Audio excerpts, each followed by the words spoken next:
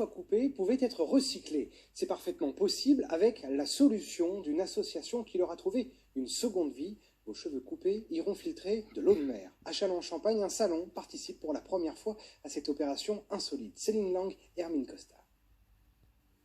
Les cheveux qui jonchent le sol après une jolie coupe, vous étiez-vous déjà demandé ce qu'ils devenaient? Dans ce salon de Châlons-en-Champagne, il y a encore quelques semaines, c'était poubelle, faute de solution. Ça partait dans les déchets communs, quoi. Ça partait dans les poubelles. Et bon, on coupe quand même beaucoup de cheveux, même si ça ne fait pas des gros volumes. Un petit peu, puis un petit peu, ça fait beaucoup. Mais depuis 1 mois et demi, Violette Léoné et ses collègues remplissent ce sac à cheveux avec les chutes de la moindre coupe. Petits cheveux, longs cheveux, colorés ou non, de toutes les nuances, ils y passent tous pour être recyclés. Il faut faire environ 220 coupes pour remplir un sachet. Pour moi, c'est très agréable. C'est très agréable de savoir que déjà qu'on sert à quelque chose dans le but de protéger la planète à notre petite échelle. Je suis en quelque sorte fière de mes cheveux. Je me dis que au lieu qu'ils aillent à la poubelle, que ça va servir à quelque chose, quoi. Et puis surtout que c'est écologique. Il se remplit bien ce sac? Oui, il est pratiquement rempli là. Oui, là, je pense qu'on va bientôt le fermer pour l'envoyer à Saint-Zacharie.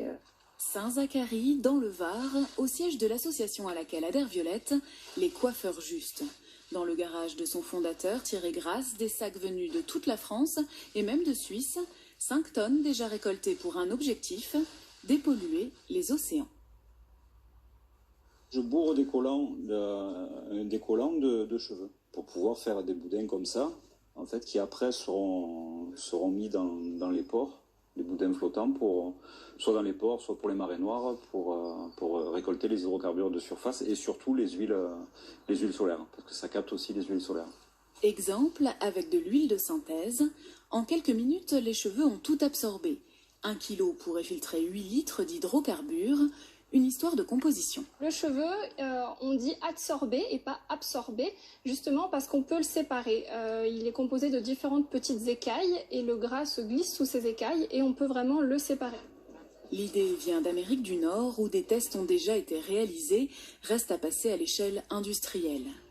Mais le cheveu recyclé est plein d'autres promesses, il pourrait à terme servir d'isolant dans le bâtiment, de fertilisant en agriculture, tant que les coiffeurs continuent à donner.